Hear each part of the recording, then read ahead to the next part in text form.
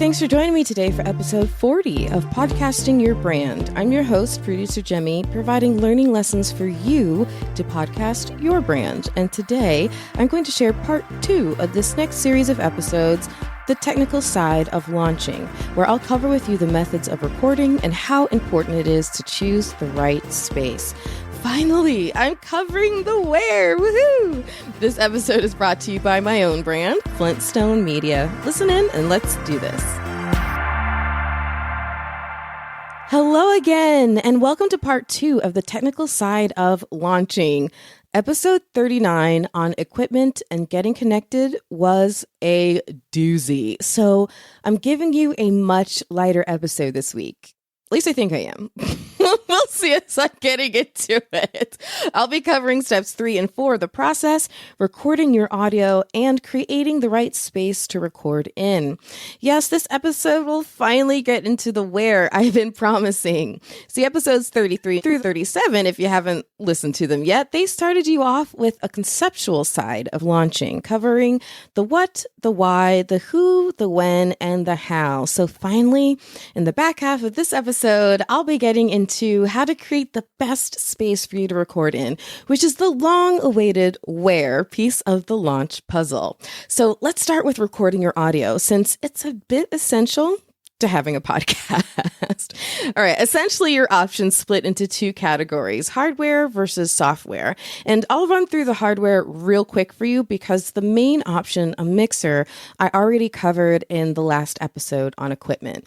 And when I say hardware, I just mean a piece of equipment plugged into your system that captures the recording. And as a reminder of a key point, an SD card is nearly always essential to record your files on an external device. This is particularly important with certain devices because what they may be set to do is to record your audio, your co-host's audio, your guest's audio, and any other elements brought into the show, but to do so by capturing them all on separate tracks. So as an example, on the mixer I use, which is the Tascam Mixcast 4, which is included in my equipment guide linked in the show notes, there are 12 tracks in total, 4 for the microphones, and then 2 each for the phone connection, the sound pads, a Bluetooth sound source, and the sound coming in through my computer's USB connection. That's 12 tracks in total, and it records them all. So the resulting file size is massive. So in order to record all that with the confidence that your device won't run out of internal memory space and not have to dump your device memory every single time you record, be sure you just get an SD card. All right, aside from a mixer, you can also rig a mobile recorder to be able to capture your sound, even if you're recording remotely in the traditional sense, where you are still at your location and everyone else is elsewhere. Essentially, you can connect your device to your computer and route the sound into that device to be captured. But it's really tough to give an evergreen explanation of how to do this since different devices have particular ways to be set up. Plus, software is usually a much more viable and easy option anyway. Again, unless your show needs a mixer involved, reference the last episode to decide if yours does. So I'm going to just dive into the software side of your options. Truly, if you have a solo show or a show where you and your co-host and guests are all in different locations, then a software option is probably both best and easiest, especially for beginning podcasters who are really new to podcasting and may be intimidated by the hardware. I know many of my clients been, so you might be.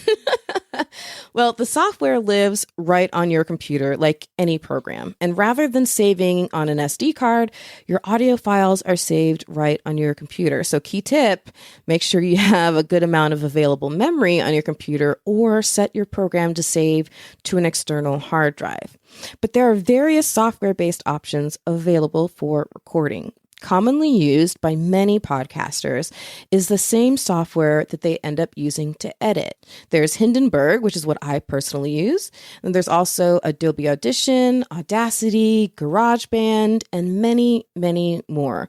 They're all options of editing software that can also be used to record. Another option is connection software. So, as I shared on the last episode, there are a lot of options nowadays for connecting remotely. Zoom, Squadcast, StreamYard, etc., etc. And all of those connection options also allow you to record. Finally, there are standalone recording software options. Ones my team and I have used with our clients over the years include Total Recorder, Audio Hijack, and OBS. Total Recorder, which works best on PCs, can be a bit of a pain to set up, to be honest. The good news, though, is that once you figure out your settings, you likely won't ever have to worry about it again. So it's pretty reliable. Audio Hijack works only with Macs, at least as of the time of recording this episode. But it is super simple to set up. You set up a visual roadmap, really, for how the sound is routed and captured through your system.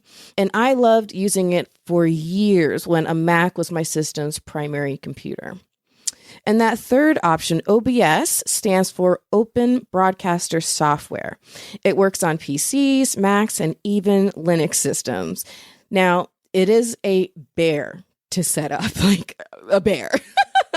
So you may need help, but it can do a lot. So if you can figure it out or hire someone who can figure it out for you, then it can be a solid option. So as a recap, there are 3 different software categories: your DAW, which is your editing software, your connection software, and a standalone recording program. And that brings me to the most critical point I'm going to make on this entire episode. Are you ready for it? Buckle up. Are you sure? Here it is, coming at you. Always have a backup. I repeat, always have a backup. Once again, for the people in the back, always have a backup. There is nothing more heartbreaking than recording an awesome podcast episode, only to realize that one side of the conversation didn't get recorded, or that the entire file is corrupted, or whatever. Trust me, it happens more often than any of us want it to happen. I mean, never to me. I'm perfection. No, it happens a lot. Actually, I'm going to share a quick story on where a backup saved my butt big time. Okay, long story short. On my previous travel adventure podcast, I've mentioned it here before, Finding Florida, my co-host Glenn the Geek and I were in the middle of an activity on one of our trips. Let's just say we were in Schmatona, Florida. All right, so we were in Schmatona, Florida, and he fell and broke his ribs on one of the activities just minutes before Glenn, was to lead the interview with the president of the activity in Schmatona, Florida, and the marketing director of said place. So while Glenn was being carted off for medical attention, he was insisting that I still conduct the interview. So hesitantly, off I went. But my mind was still on him, concerned that he'd be okay. And because of that, I started the interview without turning on the microphone. Oh my God. So I not only had to explain why my co-host suddenly wasn't there, that he got injured on property. And then I forgot to turn the dang on microphones on. Well, because of my nervous habit of pushing up on the mic button into the on position during interviews, I realized I hadn't turned it on until about maybe 2 minutes into the interview. So the whole thing wasn't lost, thank the Lord, just the first 2 minutes. Now, keep in mind, again, this is with the president and the marketing director of this location. And I just had to explain my co-host's absence was due to an accident on their property. To say that tension was up is a complete understatement. I was sweating in places I didn't even know existed. In fact, thinking about it, I'm sweating all over again. So I couldn't very well say, oops, can we please start over? I forgot to turn the microphones on. Oh my God, my soul would have left my body right then and there. So instead, I thanked my lucky stars that I had set down my backup recorder. which did capture the beginning of the interview. So it just took some crafty editing to then put it all together. But can you imagine, after all that, if I'd had to explain why the interview was then lost? Oh my God. So yes, always have a backup. And in terms of the scope of this episode, that means running at least 2 of the following at the same time to be sure you capture your audio: your recording hardware device, your connection software's recording function, your editing software's recording function, or an internal recording software program. Have at least 2 running. And I want to say a few quick words on recording a single track versus a multi-track.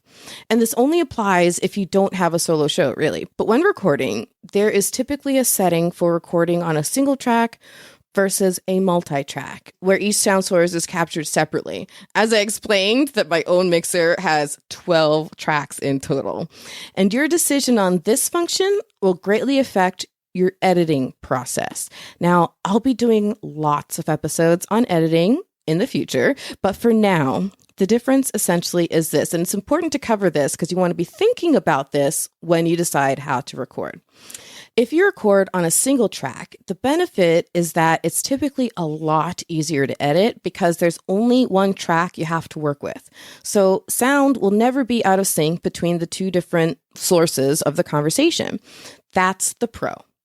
The con, however, is that with only one track, you can't easily eliminate someone else's sound when it's disruptive when someone else is talking. So let's say your guest coughs a couple of times while you're talking, or their dog is barking in the background while you're talking. You can't easily edit around that because it's a single track recording. And I'm purposely keeping this explanation from being too pedantic, so I'll get into the weeds of the exceptions and workarounds in the future, but for now, that's basically how a single track recording works. Alternatively, if you record on multiple tracks, the pro is pretty obvious. You can easily remove that dog barking without having to affect your own voice. However, the con is that editing is a bit trickier. You have to be really on top of what you're doing and be really familiar with how your editing software works, because you can very easily cause your tracks to become out of sync. For example, I use a DAW called Hindenburg. DAW, by the way, is another term for editing software that stands for Digital Audio Workstation. You'll hear me say it quite a bit in the show. And Hindenburg, as I said before, is what I use. Well, if I'm editing a multi-track recording, and I want to remove a dog barking on one track, if I select the part I want to remove and hit cut, it moves everything else on that track forward. So what I would have to know is to use the clear function rather than the cut function, so everything doesn't go out of sync. Again, keeping this explanation purposefully simple, and we'll get into a lot more editing discussions when the time is right on future episodes. And as a reminder, I will be taking a deep dive for you through methods for mobile recording on a future episode too. So I'll share how Glenn and I ran around and recorded for Finding Florida, when we weren't busy breaking ribs.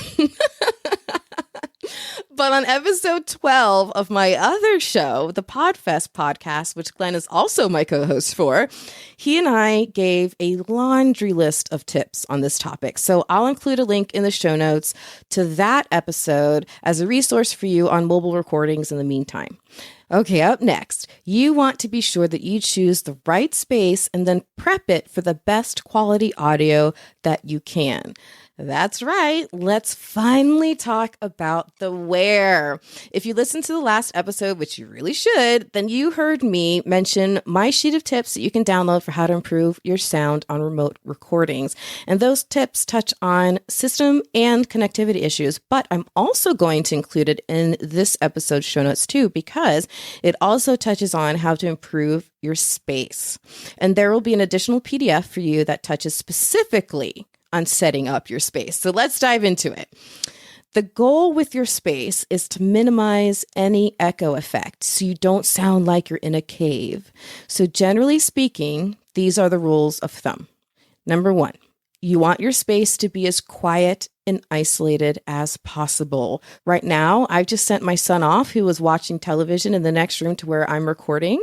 I sent him off to the furthest room in the house to watch his television, just to be sure.